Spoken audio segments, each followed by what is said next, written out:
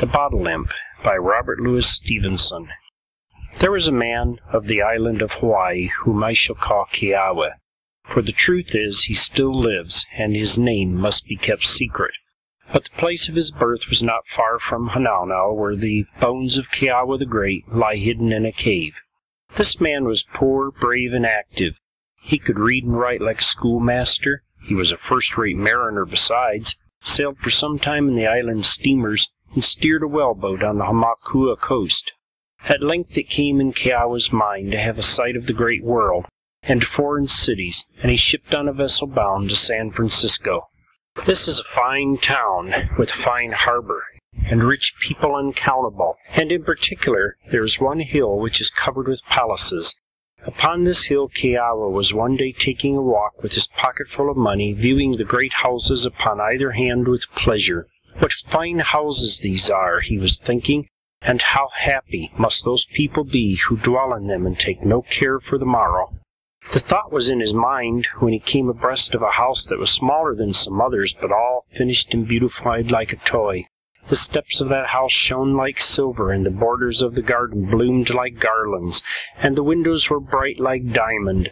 And Kokua stopped and wondered at the excellence of all he saw. So stopping, he was aware of a man that looked forth upon him through a window so clear that Kokua could see him as you see a fish in a pool upon the reef. The man was elderly, with a bald head and a black beard, and his face was heavy with sorrow, and he sighed bitterly. And the truth of it is that as Kokua looked in upon the man, and the man looked out upon Kokua, each envied the other. All of a sudden the man smiled and nodded, and beckoned Kokua to enter, and met him at the door of the house. "This is a fine house of mine," said the man, and bitterly sighed. "Would you not care to view the chambers?" So he led Kokua all over it, from the cellar to the roof, and there was nothing there that was not perfect of its kind, and Kokua was astonished. "Truly," said Kokua, "this is a beautiful house. If I lived in the like of it, I should be laughing all day long. How comes it, then, that you should be sighing?" "There is no reason," said the man, "why you should not have a house in all points similar to this, and finer if you wish. You have some money, I suppose." "I have $50, said Kokua, "but a house like this will cost more than $50. The man made a computation. "I am sorry you have no more," said he, "for it may raise you trouble in the future, but it shall be yours at $50. "The house?" asked Kokua. "No, not the house," replied the man, "but the bottle. For I must tell you, although I appear to you so rich and fortunate, all my fortune in this house itself and its garden came out of a bottle not much bigger than a pint. This is it." And he opened a lock-fast place and took out a round-bellied bottle with a long neck. The glass of it was white like milk, with changing rainbow colors in the grain. Within inside something obscurely moved, like a shadow in the fire. "This is the bottle," said the man, and when Kokua laughed, "You do not believe me?" he added.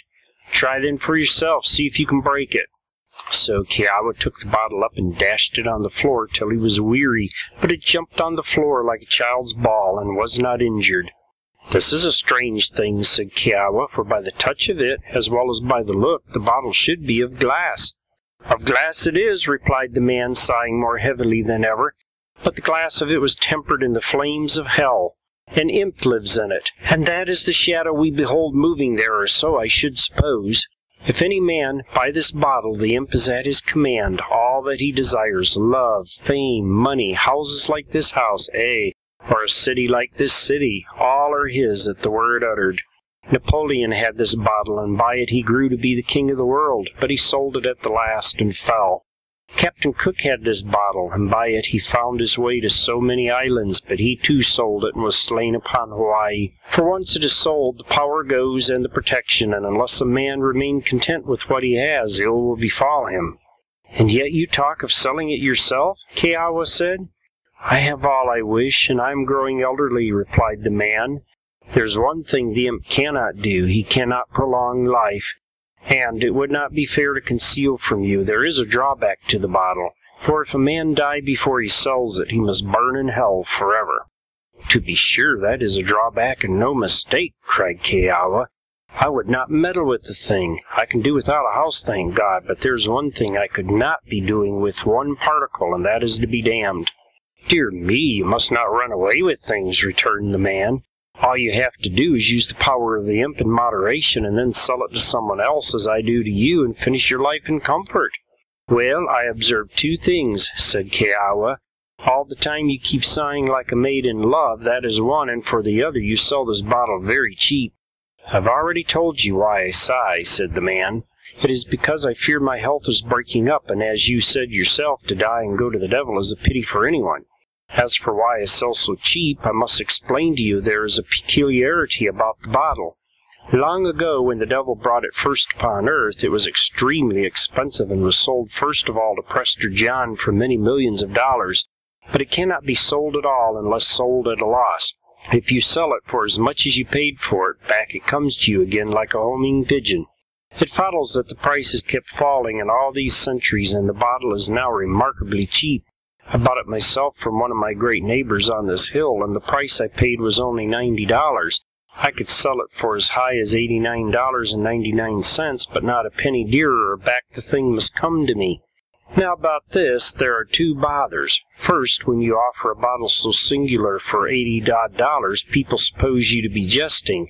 And second, but there's no hurry about that, and I need not go into it.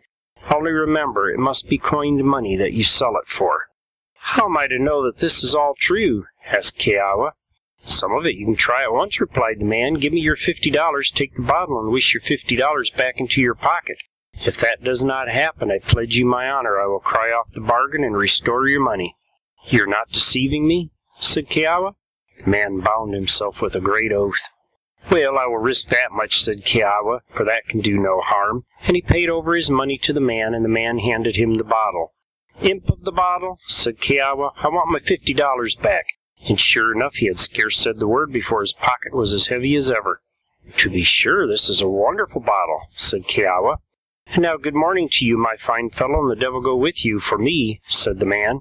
"Hold on," said Kokua. "I don't want any more of this fun. Here, take your bottle back." "You have bought it for less than I paid for it," replied the man, rubbing his hands. "It is yours now, and for my part I am only concerned to see the back of you." And with that he rang for his Chinese servant and had Kokua shown out of the house. Now, when Kokua was in the street and the bottle under his arm, he began to think. "If all is true about this bottle, I may have made a losing bargain," thinks he. But perhaps the man was only fooling me. The first thing he did was to count his money. The sum was exact, $49 American money and 1 Chili piece. "That looks like the truth," said Kokua.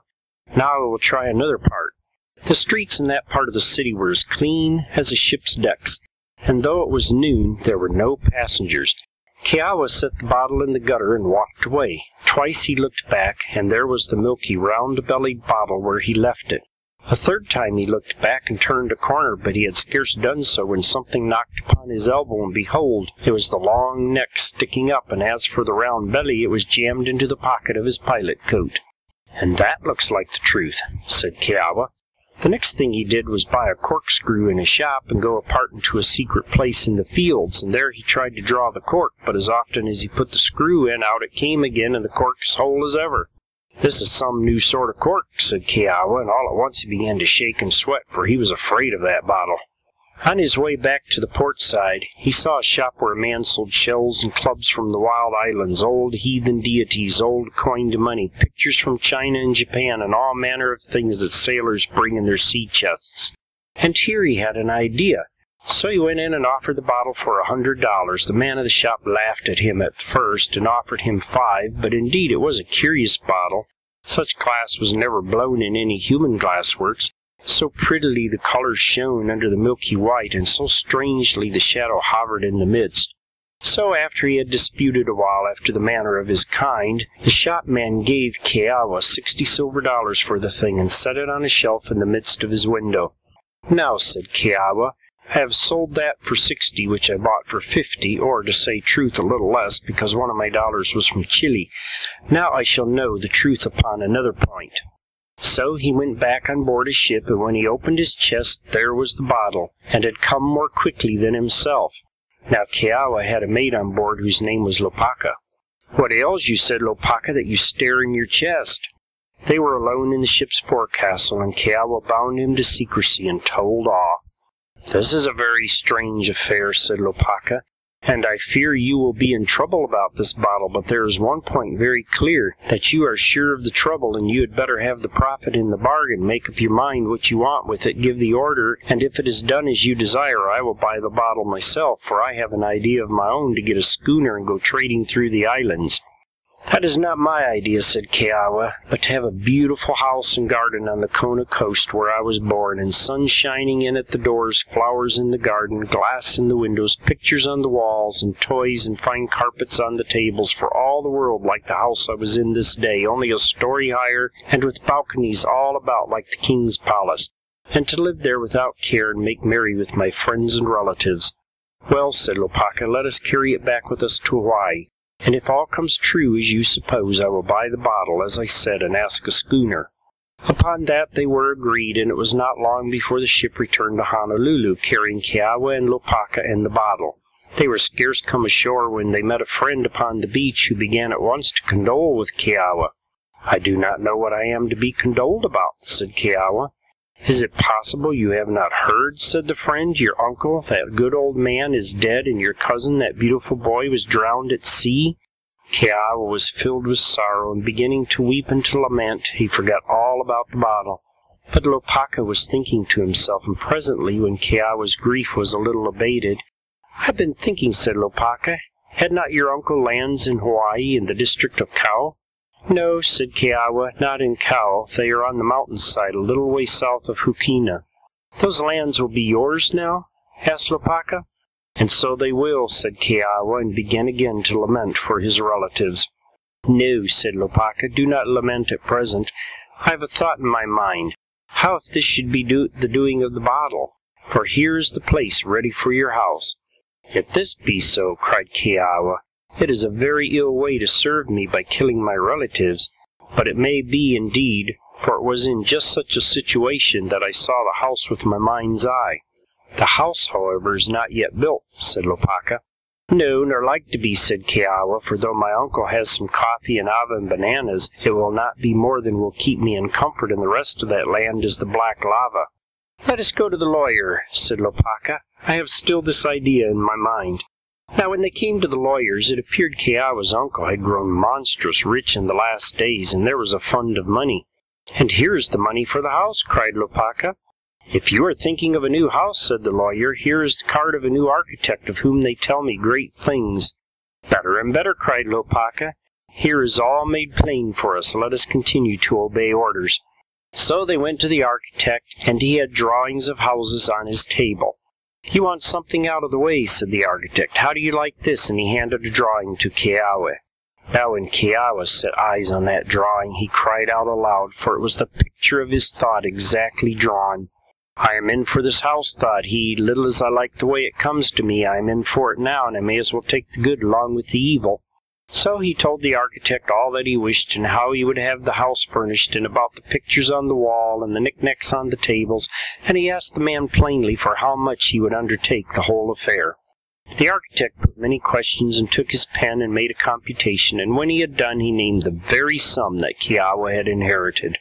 Lopaka and Kokua looked at one another and nodded. "It is quite clear," thought Kokua, "that I am to have this house whether or no.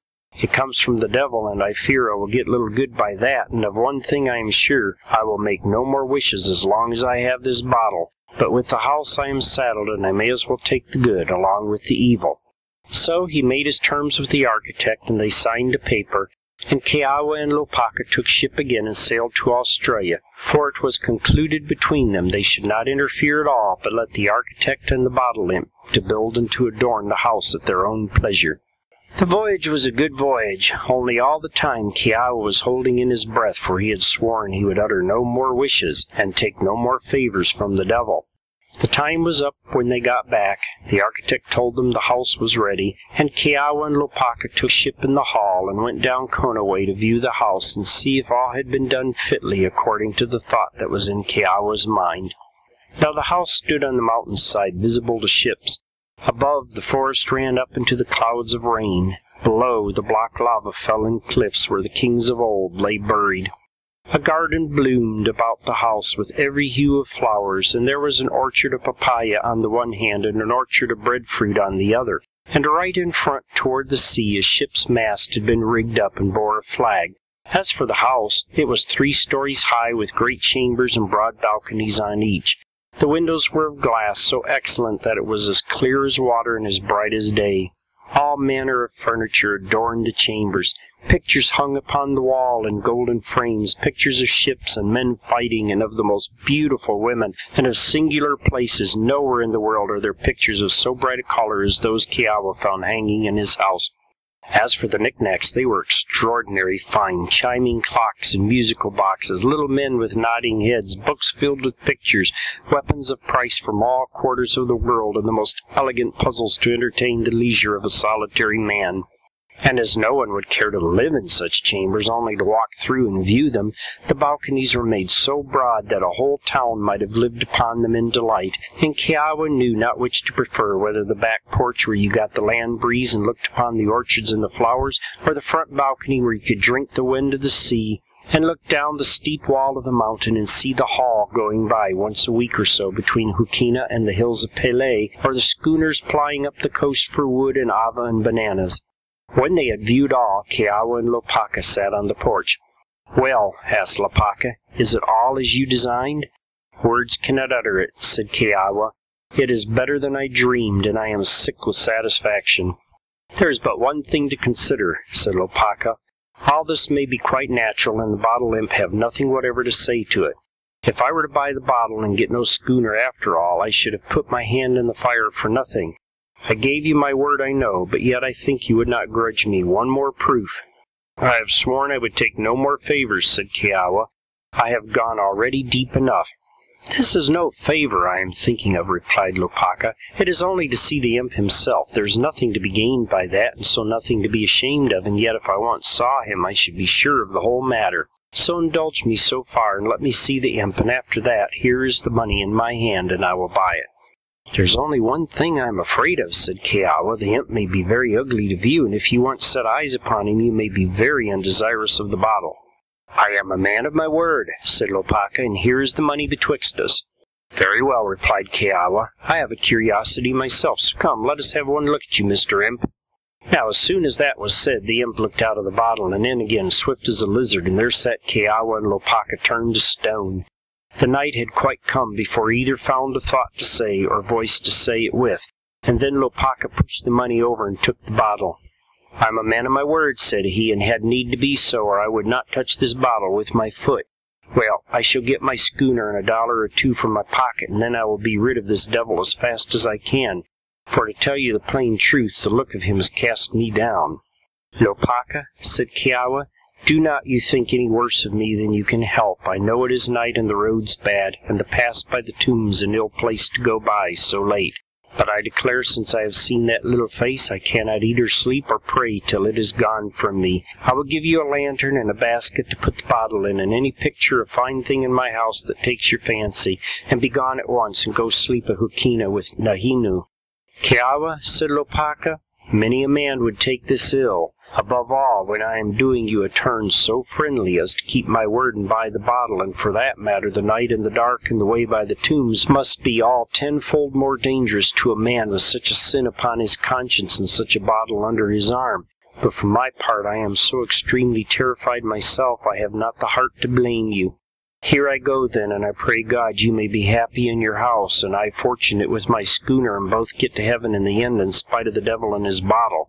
So Lopaka went down the mountain, and Kiowa stood in his front balcony and listened to the clink of the horse's shoes, and watched the lantern go shining down the path and along the cliff of caves where the old dead are buried, and all the time he trembled and clasped his hands, and prayed for his friend, and gave glory to God that he himself was escaped out of that trouble. But the next day came very brightly, and that new house of his was so delightful to behold that he forgot his terrors. One day followed another, and Kiowa dwelt there in perpetual joy. He had his place on the back porch. It was there he ate and lived, and read the stories in the Honolulu newspapers. But when anyone came by, they would go in and view the chambers and the pictures, and the fame of the house went far and wide. It was called Kahale Nui, the great house, in all Kona, and sometimes the bright house, for Kiawa kept a Chinaman who was all day dusting and furbishing, and the glass and the gilt and the fine stuffs and the pictures shone as bright as the morning. As for Kiawa himself, he could not walk in the chambers without singing, his heart was so enlarged, and when ships sailed by upon the sea, he would fly his colors on the mast. So time went by until one day Kiawa went upon a visit as far as Kailua to certain of his friends. There he was well feasted, and left as soon as he could the next morning, and rode hard, for he was impatient to behold his beautiful house, and besides, the night then coming on was the night in which the dead of old days go abroad in the sides of Kona, and having already meddled with the devil, he was the more chary of meeting with the dead. A little beyond Hanau now, looking far ahead, he was aware of a woman bathing in the edge of the sea, and she seemed a well-grown girl, but he thought no more of it. Then he saw her white shift flutter as she put it on, and then her red holoku, and by the time he came abreast of her she was done with her toilette, and had come up from the sea, and stood by the trackside in her red holoku, and she was all freshened with the bath, and her eyes shone and were kind. Now Kiawa no sooner beheld her than he drew rein. "I thought I knew everyone in this country," said he. "How comes it that I do not know you?" "I am Kokua, daughter of Keanu," said the girl, "and I have just returned from Oahu. Who are you?" "I will tell you who I am in a little," said Kiawa, dismounting from his horse, "but not now. For I have a thought in my mind, and if you knew who I was, you might have heard of me, and would not give me a true answer. But tell me, first of all, one thing. Are you married?" At this, Kokua laughed aloud. "It is you who ask questions," she said. "Are you married yourself?" "Indeed, Kokua, I am not," replied Kiawa, "and never thought to be until this hour. But here is the plain truth. I have met you here at the roadside, and I saw your eyes, which are like the stars, and my heart went to you as swift as a bird. And so now, if you want none of me, say so, and I will go on to my own place. But if you think me no worse than any other young man, say so too, and I will turn aside to your father's for the night, and tomorrow I will talk with the good man." Kokua said never a word, but she looked at the sea and laughed. "Kokua," said Kiawa, "if you say nothing, I will take that for the good answer. So let us be stepping to your father's door." She went on ahead of him, still without speech, only sometimes she glanced back and glanced away again, and she kept the strings of her hat in her mouth. Now when they had come to the door, Keanu came out on his veranda and cried out and welcomed Kiawa by name. At that the girl looked over, for the fame of the great house had come to her ears, and to be sure it was a great temptation. All that evening they were very merry together, and the girl was as bold as brass under the eyes of her parents, and made a mock of Kiawa, for she had a quick wit. The next day he had a word with Keanu, and found the girl alone. "Kokua," said he, "you made a mock of me all the evening, and it is still time to bid me go. I would not tell you who I was, because I have so fine a house, and I feared you would think too much of that house and too little of the man that loves you. Now you know all, and if you wish to have seen the last of me, say so at once."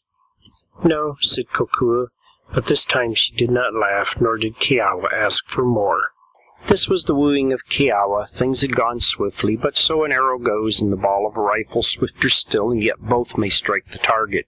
Things had gone fast, but they had gone far also, and the thought of Kiawa rang in the maiden's head.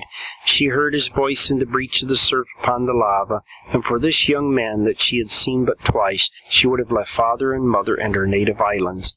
As for Kiawa himself, his horse flew up the path of the mountain under the cliff tombs, and the sound of the hoofs and the echoing of Kiawa singing to himself for pleasure echoed in the caverns of the dead. He came to the bright house, and still he was singing. He sat and ate in the broad balcony, and the Chinaman wondered at his master to hear how he sang between the mouthfuls. The sun went down into the sea, and the night came, and Kiawa walked the balconies by lamplight high in the mountains, and the voice of his singing startled men on ships. "Here am I now, upon my high place," he said to himself. "Life may be no better. This is the mountain top, and all shelves about me toward the worse. For the first time I will light up the chambers and bathe in my fine bath with the hot water and the cold, and sleep alone in the bed of my bridal chamber." So the Chinaman had word, and he must rise from his sleep and light the furnaces, and as he wrought below beside the boilers, he heard his master singing and rejoicing above him in the lighted chambers. When the water began to be hot, the Chinaman cried to his master, and Kiawa went into the bathroom, and the Chinaman heard him sing as he filled the marble basin, and heard him sing, and the singing broken as he undressed, until all of a sudden the song ceased. The Chinaman listened and listened. He called up the house to Kiawa to ask if all were well, and Kiawa answered him yes, and bade him go to bed. But there was no more singing in the bright house, and all night long the Chinaman heard his master's feet go round and round the balconies without repose. Now the truth of it was this: as Kiawa undressed for his bath, he spied upon his flesh a patch like a patch of lichen on a rock, and it was then that he stopped singing, for he knew the likeness of that patch, and knew that he was fallen in the Chinese evil. Now it is a sad thing for any man to fall into this sickness, and it would be a sad thing for anyone to leave a house so beautiful and so commodious, and depart from all his friends to the north coast of Molokai, between the mighty cliff and the sea breakers. But what was that to the case of the man Kiawa, who had met his love but yesterday, and won her but that morning, and now saw all his hopes break in a moment like a piece of glass? Awhile he sat upon the edge of the bath, then sprang with a cry and ran outside, and to and fro along the balcony like one despairing. Very willingly could I leave Hawaii, the home of my fathers, Kiawa was thinking. Very lightly I could leave my home, the high place, the many-windowed here upon the mountains. Very bravely could I go to Molokai, to Kalaupapa by the cliffs, to live with the smitten and to sleep there, far from my fathers. But what wrong have I done? What sin lies upon my soul, that I should have encountered Kokua coming cool from the sea-water in the evening? Kokua, the soul ensnarer, Kokua, the light of my life. Her may I never wed, her may I look upon no longer, her may I no more handle with my loving hands, and it is for this, it is for you, O Kokua, that I pour my lamentations. Now you are to observe what sort of a man Kiawa was, for he might have dwelt there in the bright house for years, and no one been the wiser of his sickness. But he reckoned nothing of that if he must lose Kokua. And again he might have wed Kokua even as he was, and so many would have done, because they have the souls of pigs, but Kiawa loved the maid manfully, and he would do her no hurt and bring her in no danger. A little beyond the midst of the night, there came in his mind the recollection of that bottle. He went round to the back porch, and called to memory the day when the devil had looked forth, and at the thought ice ran in his veins. A dreadful thing is the bottle, thought Kiawa, and dreadful is the imp, and it is a dreadful thing to risk the flames of hell. But what other hope have I to cure my sickness or to wed Kokua? What, he thought, would I beard the devil once only to get me a house, and not face him again to win Kokua? Thereupon he called to mind it was the next day the Hall went by on her return to Honolulu. There must I go first, he thought, and see Lopaka, for the best hope that I have now is to find that same bottle I was so pleased to be rid of. Never a wink could he sleep, the food stuck in his throat, but he sent a letter to Keanu, and about the time when the steamer would be coming, rode down the cliffs of the tombs. It rained, his horse went heavily, he looked up at the black mouths of the caves, and he envied the dead that slept there, and were done with trouble, and called to mind how he had galloped by the day before, and was astonished. So he came down to Hukina, and there was all the country gathered for the steamer as usual. In the shed before the store they sat and jested and passed the news, but there was no matter of speech in Kiawa's bosom, and he sat in their midst and looked without on the rain falling on the houses and the surf beating among the rocks, and the sighs arose in his throat. "Kiawa of the bright house is out of spirits," said one to another. Indeed, and so he was, and little wonder. Then the Hall came, and the whaleboat carried him on board. The after part of the ship was full of haoles who had been to visit the volcano as their custom is, and the midst was crowded with Kanakas, and the forepart with wild bulls from Hilo, and horses from Kau. But Kiawa sat apart from all in his sorrow, and watched for the house of Keanu. There it sat low upon the shore in the black rocks, and shaded by the cocoa palms, and there by the door was a red holoku, no greater than a fly, and going to and fro with the fly's busyness. "Ah, queen of my heart," he cried, "I'll venture my dear soul to win you." Soon after, darkness fell, and the cabins were lit up, and the haoles sat and played at the cards and drank whiskey as their custom is, but Kiawa walked the deck all night, and all the next day as they steamed under the lee of Maui or Molokai, he was still pacing to and fro like a wild animal in a menagerie. Towards evening they passed Diamond Head and came to the pier of Honolulu. Keawa stepped out among the crowd and began to ask for Lopaka, but it seemed he had become the owner of a schooner, none better in the islands, and was gone upon an adventure as far as Polopolo or Tahiti, so there was no help to be looked for from Lopaka. Keawa called to mind a friend of his, a lawyer in the town, I must not tell his name, and inquired of him.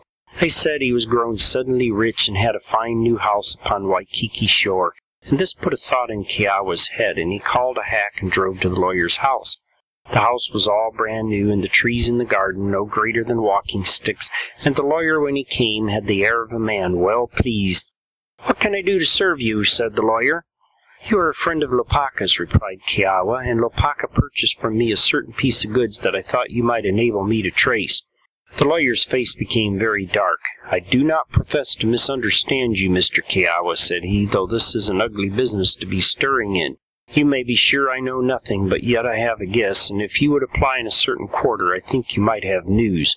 And he named the name of a man, which again I had better not repeat. So it was for days, and Keawa went from one to another, finding everywhere new clothes and carriages, and fine new houses, and men everywhere in great contentment, although to be sure when he hinted at his business their faces would cloud over.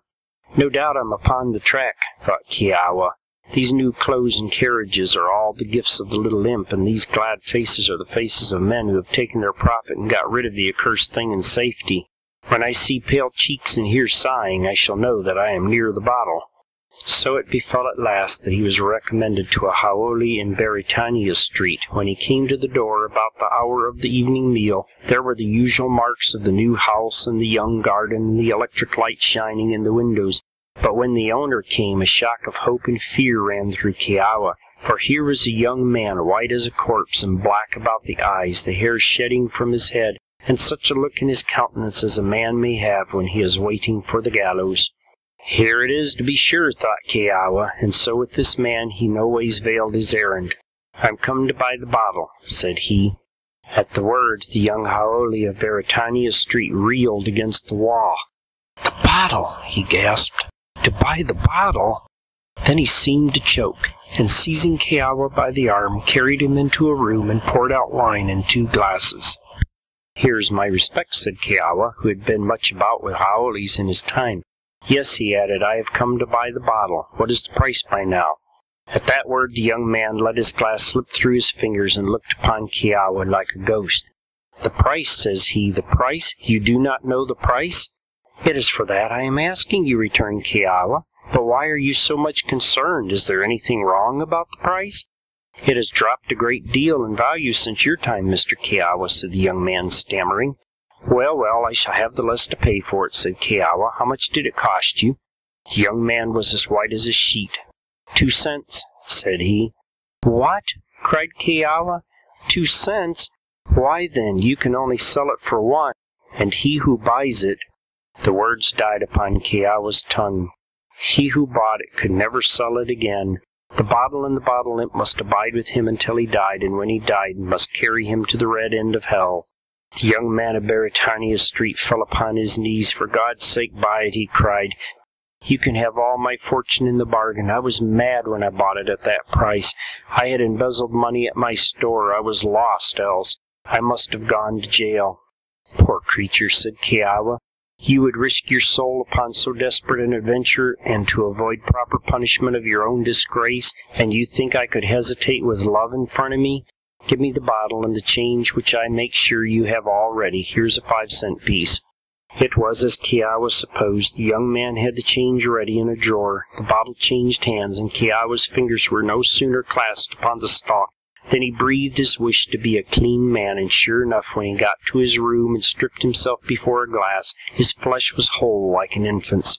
And here was the strange thing. He had no sooner seen this miracle than his mind was changed within him, and he cared not for the Chinese evil and little enough for Kokua, and had but the one thought, that here he was bound to the Bottle Imp for time and for eternity, and had no better hope but to be a cinder forever in the flames of hell. Away ahead of him he saw them blaze with his mind's eye, and his soul shrank, and darkness fell upon the light. When Keawa came to himself a little, he was aware it was the night when the band played at the hotel. Thither he went, because he feared to be alone, and there among happy faces walked to and fro, and heard the tunes go up and down, and saw Burger beat the measure, and all the while he heard the flames crackle, and saw the red fire burning in the bottomless pit. Of a sudden the band played Hiki Ao Ao, and that was a song that he had sung with Kokua, and at the strain courage returned to him. It is done now, he thought, and once more let me take the good along with the evil. So it befell that he returned to Hawaii by the first steamer, and as soon as it could be managed he was wedded to Kokua and carried her up the mountainside to the bright house. Now it was so with these two, that when they were together Keawa's heart was stilled, but so soon as he was alone he fell into a brooding horror, and heard the flames crackle, and saw the red fire burn in the bottomless pit. The girl indeed had come to him wholly. Her heart leapt in her side at sight of him. Her hand clung to his, and she was so fashioned from the hair upon her head to the nails upon her toes that none could see her without joy. She was pleasant in her nature. She had the good word always. Full of song she was, and went to and fro in the bright house, the brightest thing in its 3 stories, caroling like the birds. And Keawa beheld and heard her with delight, and then must shrink upon one side, and weep and groan to think upon the price that he had paid for her, and then he must dry his eyes and wash his face, and go and sit with her on the broad balconies, joining in her songs, and with the sick spirit answering her smiles. There came a day when her feet began to be heavy, and her songs more rare, and now it was not Keawa only who would weep apart, but each would sunder from the other and sit in opposite balconies with the whole width of the bright house betwixt. Keawa was so sunk in his despair he scarce observed the change, and was only glad he had more hours to sit alone and brood upon his destiny, and was not so frequently condemned to pull a smiling face on a sick heart. But one day, coming softly through the house, he heard the sound of a child sobbing, and there was Kokua rolling her face upon the balcony floor and weeping like the lost. "You do well to weep in this house, Kokua," he said, "and yet I would give the head off my body that you at least might have been happy." "Happy," she cried. "Keawa, when you lived alone in your bright house, you were the word of the island for a happy man. Laughter and song were in your mouth, and your face was as bright as the sunrise. Then you wedded poor Kokua, and the good God knows what is amiss in her, but from that day you have not smiled." "Oh," she cried, "what ails me? I thought I was pretty, and I knew I loved him. What ails me that I throw this cloud upon my husband?" "Poor Kokua," said Keawa. He sat down by her side and sought to take her hand, but that she plucked away. "Poor Kokua," he said again, "my poor child, my pretty, and I had thought all this while to spare you, while you shall know all. Then at least you will pity poor Keawa, then you will understand how much he loved you in the past, that he dared hell for your possession, and how much he loves you still, the poor condemned one, that he can yet call up a smile when he beholds you." With that he told her all, even from the beginning. "You have done this for me?" she cried. "Ah, well, then what do I care?" And she clasped and wept upon him. "Ah, child," said Keawa, "and yet when I consider of the fire of hell, I care a good deal." "Never tell me," said she. "No man can be lost because he loved Kokua and no other fault. I tell you, Keawa, I shall save you with these hands or perish in your company." "What? You love me and gave your soul, and you think I could not die to save you in return?" "Ah, my dear, you might die 100 times, and what difference would that make," he cried, "except to leave me lonely till the time comes of my damnation?" "You know nothing," said she. "I was educated in a school in Honolulu. I am no common girl, and I tell you I shall save my lover. What is this you say about a cent? But all the world is not American. In England they have a piece they call a farthing, which is about half a cent." "Oh, sorrows," she cried, "that makes it scarcely better, for the buyer must be lost, and we shall find none so brave as my Keawa." "But then there is France. They have a small coin there which they call a centime, and these go 5 to the cent or thereabout. We could do no better. Come, Keawa, let us go to the French islands. Let us go to Tahiti as fast as ships can bear us. There we have 4 centimes, 3 centimes, 2 centimes, 1 centime, 4 possible sails to come and go on, and 2 of us to push the bargain. Come, my Keawa, kiss me and banish care. Kokua will defend you." "Gift of God," he cried, "I cannot think that God will punish me for desiring aught so good. Be it as you will, then. Take me where you please. I put my life and my salvation in your hands." Early the next day, Kokua was about her preparations. She took Kiawa's chest that he went with sailoring, and first put the bottle in a corner, then packed it with the richest of their clothes and the bravest of the knickknacks in the house. For, said she, we must seem to be rich folks, or who will believe in the bottle? All the time of her preparation she was as gay as a bird, only when she looked upon Kiawa the tears would spring in her eye, and she must run and kiss him. As for Kiawa, a weight was off his soul. Now that he had his secret shared and some hope in front of him, he seemed like a new man. His feet went lightly on the earth, and his breath was good to him again. Yet was terror still at his elbow, and ever and again, as the wind blows out a taper, hope died in him, and he saw the flames toss and the red fire burn in hell. It was given out in the country they were gone pleasuring to the States, which was thought a strange thing, and yet not so strange as the truth, if any could have guessed it.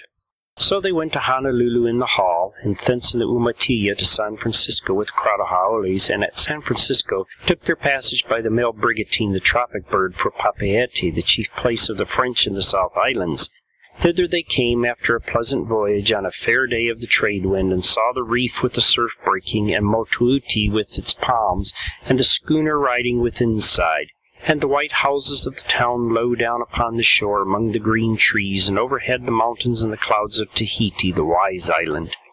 It was judged the most wise to hire a house, which they did, accordingly, opposite the British consul's, to make a great parade of money, and themselves conspicuous with carriages and horses. This it was very easy to do, so long as they had the bottle in their possession, for Kokua was more bold than Kiawa, and whenever she had a mind, called on the imp for $20 or $100. At this rate they soon grew to be remarked in the town, and the strangers from Hawaii, their riding and their driving, the fine holokus and the rich lace of Kokua became a matter of much talk. They got on well after the first with the Tahitian language, which is indeed like to the Hawaiian with the change of certain letters, and as soon as they had any freedom of speech began to push the bottle. You are to consider it was not an easy subject to introduce. It was not easy to persuade people you were in earnest when you offered to sell them for 4 centimes the spring of health and riches inexhaustible. It was necessary, besides, to explain the dangers of the bottle, and either people disbelieved the whole thing and laughed, or they thought the more of the darker part, became overcast with gravity, and drew away from Kiawa and Kokua as from persons who had dealings with the devil. So far from gaining ground, these two began to find they were avoided in the town. The children ran away from them screaming, a thing intolerable to Kokua. Catholics crossed themselves as they went by, and all persons began with one accord to disengage themselves from their advances. Depression fell upon their spirits. They would sit at night in their new house, after a day's weariness, and not exchange one word, or the silence would be broken by Kokua bursting suddenly into sobs. Sometimes they would pray together. Sometimes they would have the bottle out upon the floor and sit all evening watching how the shadow hovered in the midst. At such times they would be afraid to go to rest. It was long ere slumber came to them, and if either dozed off, it would be to wake and find the other silently weeping in the dark, or perhaps to wake alone, the other having fled from the house in the neighborhood of that bottle, to pace under the bananas in the little garden, or to wander on the beach by moonlight. One night it was so when Kokua awoke. Kiawa was gone. She felt in the bed, and his place was cold. Then fear fell upon her, and she sat up in bed. A little moonshine filtered through the shutters. The room was bright, and she could spy the bottle on the floor. Outside it blew high, the great trees of the avenue cried aloud, and the fallen leaves rattled in the veranda. In the midst of this, Kokua was aware of another sound, whether of a beast or of a man she could scarce tell, but it was as sad as death and cut her to the soul. Softly she arose, set the door ajar, and looked forth into the moonlit yard. There under the bananas lay Kiawa, his mouth in the dust, and as he lay he moaned. It was Kokua's first thought to run forward and console him. Her second potently withheld her. Kiawa had borne himself before his wife like a brave man. It became her little in the hour of weakness to intrude upon his shame. With the thought, she drew back into the house. Heaven, she thought, how careless have I been, how weak! It is he, not I, that stands in this eternal peril. It was he, not I, that took the curse upon his soul. It is for my sake, and for the love of a creature of so little worth and such poor help, that he now beholds so close to him the flames of hell, aye, and smells the smoke of it lying without there in the wind and the moonlight. Am I so dull of spirit that never till now I have surmised my duty, or have I seen it before and turned aside? But now at least I take up my soul in both the hands of my affection. Now I say farewell to the white steps of heaven and the waiting faces of my friends. A love for a love, and let mine be equalled with Keawa's. A soul for a soul, and be it mine to perish. She was a deft woman with her hands, and was soon apparelled. She took in her hands the change, the precious sing times they kept ever at their side, for this coin is little used, and they had made provision at a government office. When she was forth in the avenue, clouds came on the wind, and the moon was blackened. The town slept, and she knew not whither to turn till she heard one coughing in the shadow of the trees. "Old man," said Kokua, "what do you here abroad in the cold night?" The old man could scarce express himself for coughing, but she made out that he was old and poor and a stranger in the island. "Will you do me a service?" said Kokua, as one stranger to another, and as an old man to a young woman. "Will you help a daughter of Hawaii?" "Ah," said the old man, "so you are the witch from the 8 islands, and even my old soul you seek to entangle. But I have heard of you and defy your wickedness." "Sit down here," said Kokua, "and let me tell you a tale." And she told him the story of Keawa from the beginning to the end. "And now," said she, "I am his wife whom he bought with his soul's welfare, and what should I do?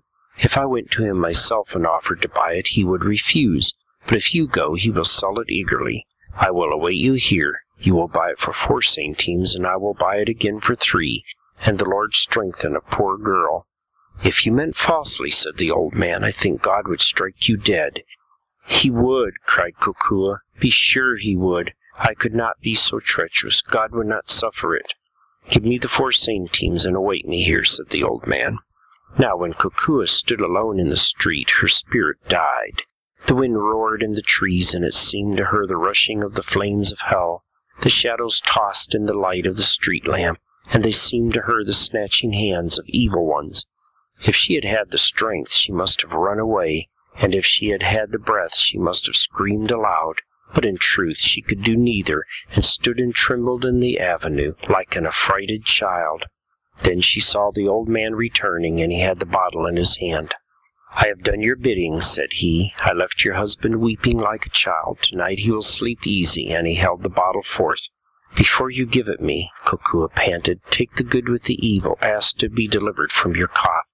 "I am an old man," replied the other, "and too near the gate of the grave to take a favor from the devil. What is this?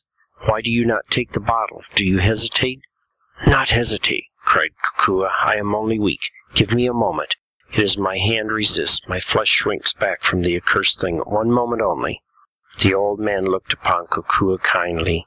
"Poor child," said he, "you fear. Your soul misgives you. Well, let me keep it. I am old, and can never more be happy in this world. And as for the next—" "Give it me," gasped Kokua. "There is your money. Do you think I am so base as that? Give me the bottle." "God bless you, child," said the old man. Kokua concealed the bottle under her holoku, said farewell to the old man, and walked off along the avenue, she cared not whither, for all roads were now the same to her and led equally to hell.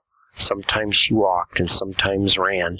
Sometimes she screamed out loud in the night, and sometimes lay by the wayside in the dust and wept. All that she had heard of hell came back to her. She saw the flames blaze, and she smelt the smoke, and her flesh withered on the coals. Near day she came to her mind again and returned to the house. It was even as the old man said. Keawa slumbered like a child. Kokua stood and gazed upon his face. "Now, my husband," said she, "it is your turn to sleep. When you wake, it will be your turn to sing and laugh." But for poor Kokua, alas, that meant no evil. For poor Kokua, no more sleep, no more singing, no more delight, whether in earth or heaven. With that she lay down in the bed by his side, and her misery was so extreme that she fell in a deep slumber instantly. Late in the morning her husband woke her and gave her the good news. It seemed he was silly with delight, for he paid no heed to her distress, ill though she dissembled it. The words stuck in her mouth. It mattered not. Keawa did the speaking. She ate not a bite, but who was to observe it, for Kiawa cleared the dish. Kokua saw and heard him like some strange thing in a dream. There were times when she forgot or doubted, and put her hands to her brow. To know herself doomed and hear her husband babble seemed so monstrous. All the while Kiawa was eating and talking and planning the time of their return, and thanking her for saving him and fondling her, and calling her the true helper after all. He laughed at the old man that was fool enough to buy the bottle. A worthy old man he seemed, Kiawa said, but no one can judge by appearances, for why did the old reprobate require the bottle? My husband, said Kokua humbly, his purpose may have been good. Kiawa laughed like an angry man. Fiddle-dee-dee, said Kiawa, an old rogue, I tell you, and an old ass to boot, for the bottle was hard enough to sell at 4 centimes, and at 3 it will be quite impossible. The margin is not broad enough. The thing begins to smell of scorching. Brrr, said he, and shuddered. It is true, I bought it myself at a cent, when I knew not there were smaller coins. I was a fool for my pains. There will never be found another, and whoever has that bottle now will carry it to the pit. Oh, my husband, said Kokua, is it not a terrible thing to save oneself by the eternal ruin of another? It seems to me I could not laugh. I would be humbled. I would be filled with melancholy. I would pray for the poor holder. Then Kiawa, because he felt the truth of what she said, grew the more angry.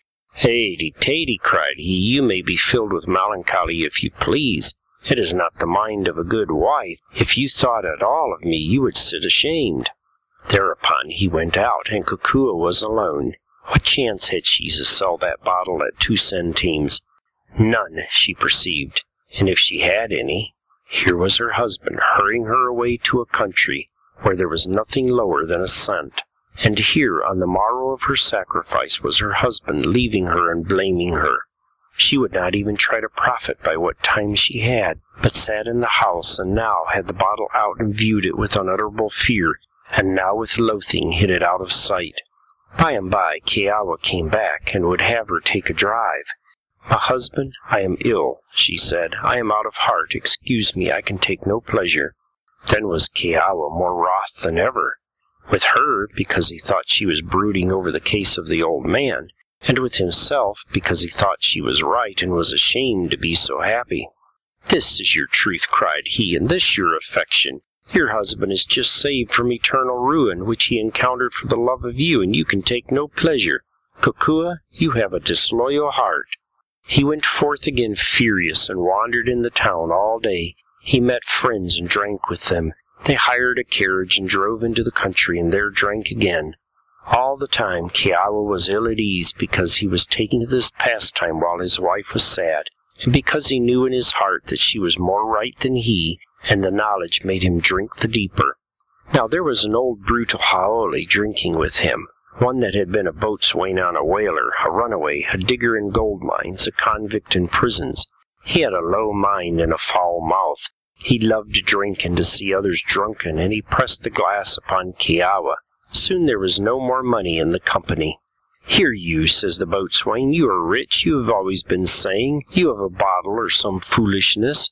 Yes, says Kiawa, I am rich. I will go back and get some money for my wife, who keeps it. That's a bad idea, mate, said the boatswain. Never you trust a petticoat with dollars. They're all as false as water. You keep an eye on her. Now this word stuck in Kiawa's mind, for he was muddled with what he had been drinking. I should not wonder but what she was false indeed, thought he. Why else should she be so cast down at my release? But I will show her I am not the man to be fooled. I will catch her in the act. Accordingly, when they were back in town, Kiawa bade the boatswain wait for him at the corner by the old calaboose, and went forward up the avenue alone to the door of his house. The night had come again. There was a light within, but never a sound, and Kiawa crept about the corner, opened the back door softly, and looked in. There was Kokua on the floor, the lamp at her side. Before her was a milk-white bottle with a round belly and a long neck, and as she viewed it, Kokua wrung her hands. A long time Kiawa stood and looked in the doorway. At first he was struck stupid, and then fear fell upon him that the bargain had been made amiss, and that the bottle had come back to him as it came at San Francisco. and at that his knees were loosened, the fumes of the wine departed from his head like mists off a river in the morning. And then he had another thought, and it was a strange one that made his cheeks to burn.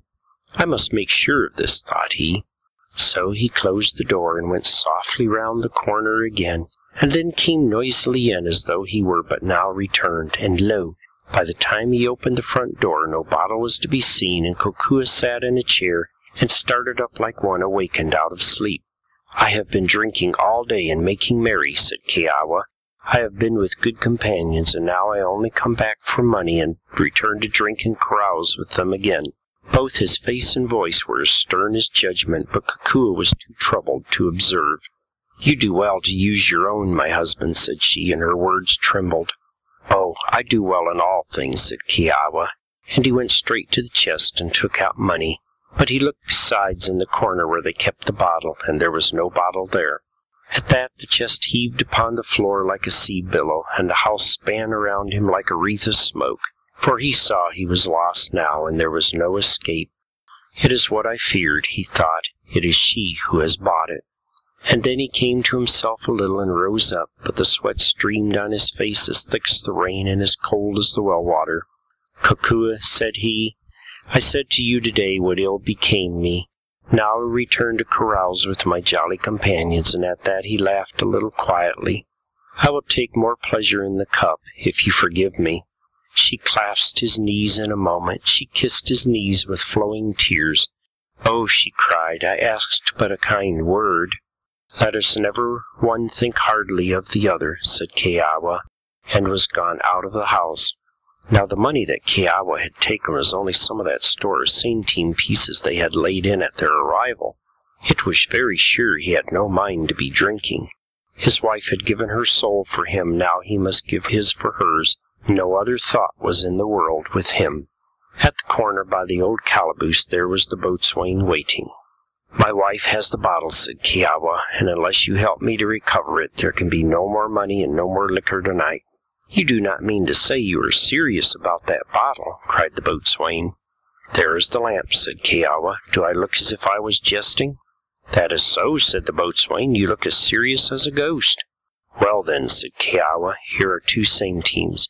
You must go to my wife in the house and offer her these for the bottle, which, if I am not much mistaken, she will give you instantly. Bring it to me here, and I will buy it back from you for 1, for that is the law with this bottle, that it still must be sold for a less sum. But whatever you do, never breathe a word to her that you have come from me. Mate, I wonder, are you making a fool of me? Asked the boatswain. It will do you no harm if I am, returned Kiawa. That is so, mate, said the boatswain. And if you doubt me, asked Kiawa, you can try. As soon as you are clear of the house, wish to have your pocket full of money, or a bottle of the best rum, or whatever you please, and you will see the virtue of the thing. Very well, Kanaka, said the boatswain, I will try, but if you are having your fun out of me, I will take my fun out of you with a belaying pin. So the whaler man went off up the avenue, and Kiawa stood and waited. It was near the same spot where Kokua had waited the night before, but Kiawa was more resolved and never faltered in his purpose, only his soul was bitter with despair. It seemed a long time he had to wait before he heard a voice singing in the darkness of the avenue. He knew the voice to be the boatswain's, but it was strange how drunken it appeared upon a sudden. Next the man himself came stumbling into the light of the lamp. He had the devil's bottle buttoned in his coat, another bottle was in his hand, and even as he came in view he raised it to his mouth and drank. You have it, said Kiawa. I see that. Hands off, cried the boatswain, jumping back. Take a step near me and I'll smash your mouth. You thought you could make a cat's paw of me, did you? What do you mean? Cried Kiawa. Mean? Cried the boatswain. This is a pretty good bottle, this is. That's what I mean. How I got it for 2 centimes I can't make out, but I'm sure you shan't have it for 1. You mean you won't sell? Gasped Kiawa. No, sir, cried the boatswain, but I'll give you a drink of the rum if you like. I tell you, said Kiawa, the man who has that bottle goes to hell. I reckon I'm going anyway, replied the sailor, and this bottle's the best thing to go with I've struck yet. No, sir, he cried again, this is my bottle now, and you can go and fish for another. "Can this be true?" Keawe cried. "For your own sake, I beseech you, sell it to me." "I don't value any of your talk," replied the boatswain. "You thought I was a flat, now you see I'm not, and there's an end. If you won't have a swallow of the rum, I'll have one myself. Here's your health, and good night to you." So off he went down the avenue towards town, and there goes the bottle out of the story. But Keawe ran to Kokua light as the wind, and great was their joy that night, and great since then has been the peace of all their days in the bright house. End of The Bottle Imp by Robert Louis Stevenson.